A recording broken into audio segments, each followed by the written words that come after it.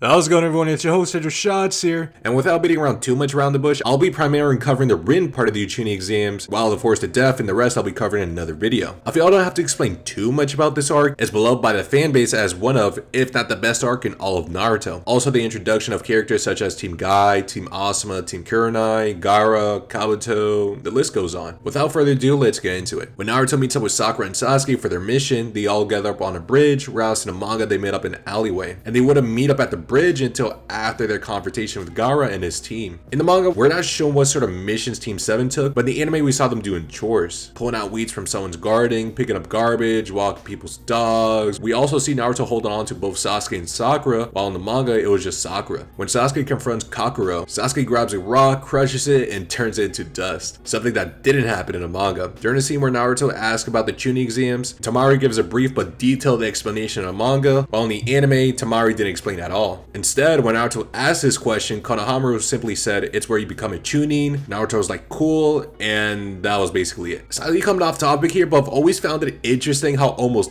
every female character early in Naruto was infatuated with Sasuke. Tamari had a thing for Sasuke, Sakura and Ino had a thing for Sasuke, Tenten blushed when she saw him, and countless other classmates who clearly drawn to him. Even if it wasn't romantic, they were always intrigued by his appearance and often asked his name. Kankuro was interested in Sasuke, Gaara took an interest in him, Neji, Rock Lee, the list goes on. With all the attention and the riz this guy had, you almost wondered if Sasuke was the main character instead of Naruto. Like, I know they were all teenagers or a year off of becoming one, but I never realized how effortlessly Sasuke drew attention until now. When Kakashi arrived to meet with Team 7, he told them he had recommended them to the Chunin exams. They were a loss of words, while in the manga they assumed Kakashi was joking and didn't take him seriously. And later Naruto had a dream sequence where he wins the Chunin exams and hears and says, "Time for this old senile fool to retire." Which honestly, considering everything he has done, that doesn't sound so bad, you lousy prick. In the anime, we see a mysterious ninja attacking Team 7, but Team 7 eventually overcame and succeeded in defeating him. Later, we found out that was Iruka all along and was only testing them to see if they were truly ready to participate in the Chunin exams. This sequence never happened in manga, but it was a nice little addition. It gives Iruka a moment of closure and reassurance, seeing how his students had grown since their academy days. During Sasuke's fight against Rock Lee, Lee explains to Sasuke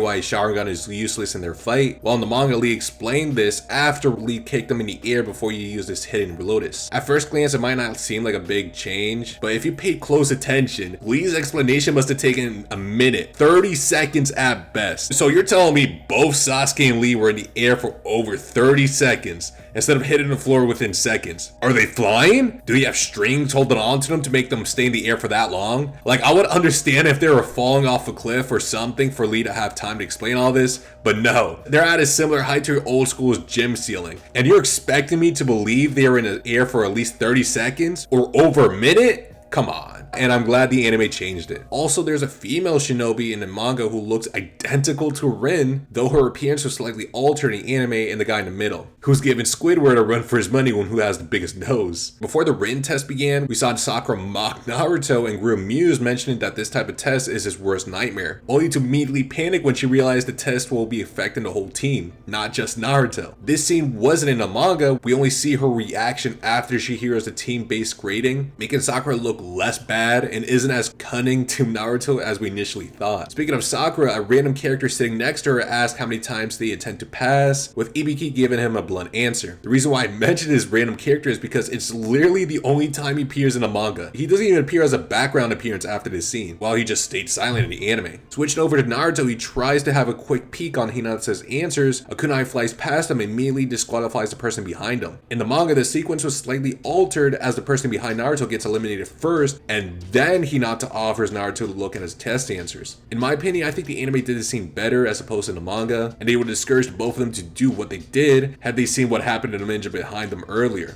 That's it for today's video, and I'll be covering it Force to Death soon. Take care, and I'll see you guys next time. Peace out.